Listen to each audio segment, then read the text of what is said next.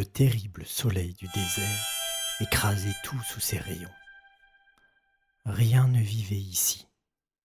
C'était l'endroit le pire de la terre, et personne n'aurait osé s'aventurer dans cette étendue de dunes.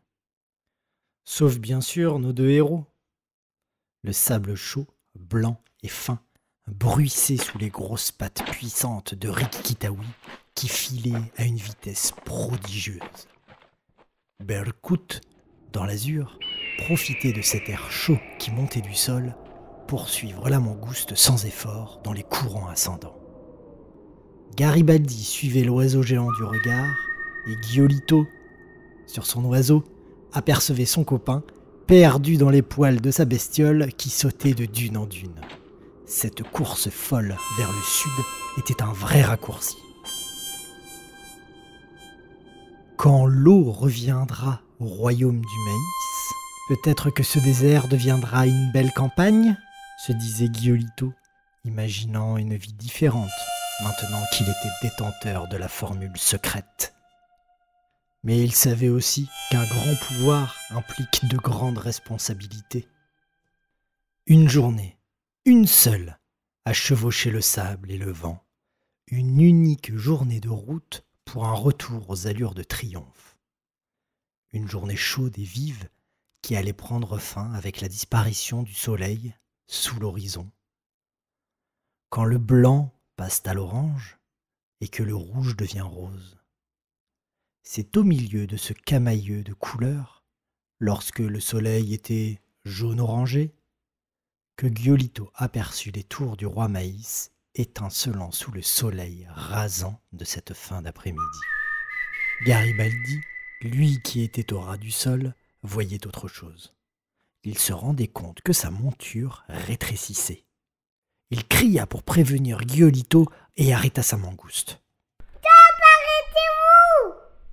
Berkut fit son dernier atterrissage d'avion privé, car une fois au sol, il reprit lui aussi ses proportions habituelles et vint se poser sur la tête de l'enfant des steppes. Garibaldi caressait sa petite copine. Je peux voir tout petit Rikki-Tawi. T'es à nouveau Rikki-Tawi. Et la petite troupe se remit en route vers le sud, vers le château, impatients de pouvoir enfin partager leurs secrets. Personne ne s'attendait à voir arriver des voyageurs par le désert, si bien que les gardes furent médusés à la vue des deux compères. « Êtes-vous Giolito et Garibaldi ?»« Oui, mon capitaine. »« Vous êtes en état d'arrestation pour avoir quitté le roi Maïs sans autorisation. »« Mais nous ramenons quelque chose de la plus haute importance. »« Peu importe, je vais vous mettre au cachot des oubliettes. »« Écoute, envole-toi, va chercher de l'aide !» L'aigle attrapa Rikki-Tikki-Tawi dans ses serres et s'envola, esquivant une volée de flèches tirées depuis les tours. « Laissez-moi pour dérouler ça !» Mais les gardes très nombreux attachèrent les enfants et entrèrent dans le château par une petite porte dérobée. « Appelez le roi Maïs et dites-lui qu'on a trouvé le secret de la pluie !» Très drôle. Tu crois qu'on me l'a jamais faite celle-là, petit? Allez, taisez-vous maintenant. Il s'était engagé dans un escalier abrupt, un escalier en colimaçon qui semblait descendre au cœur de la terre.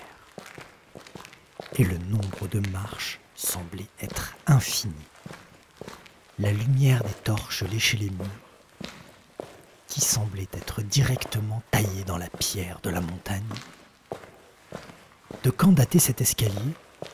Il était sûrement plus vieux que les géantes. Au bout d'une descente interminable, la dernière marche donnait sur une petite pièce cachée derrière une grosse grille métallique. Les gardes jetèrent les enfants à terre et coupèrent leurs liens, puis fermèrent la grille à double tour derrière eux et remontèrent les marches. La lueur de leurs torches disparut très vite pour faire place à une obscurité totale. Moi aussi, Garibaldi, j'ai peur. Je n'ai jamais été séparé de Berkut. J'espère qu'il va trouver de l'aide, parce que nous sommes dans de beaux draps là. Lorsqu'il n'y a plus de soleil, de bruit d'oiseaux de jour ou de nuit, d'odeur de matin, il est impossible d'avoir la notion du temps.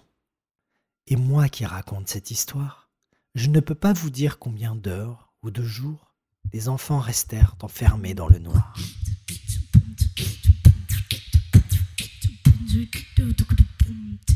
Tout noir. Il fait tout noir, tout noir. C'est peut-être la nuit, c'est peut-être le soir. Il fait tout noir, tout noir. Le bout de mon nez, je peux plus le Il fait voir. tout noir. Il fait tout noir. Si je fais un pas, je vais me perdre. Il fait tout noir, tout noir. Là, on est vraiment dans la... À cet instant, un bruit sourd les arrêta net. Ce bruit semblait venir de loin. Ils tendirent l'oreille. Le bruit se rapprochait. Mais qu'est-ce que c'était? C'était des bruits répétés. Et encore ce même bruit. Quand tout à coup, le mur de la cellule s'effondra.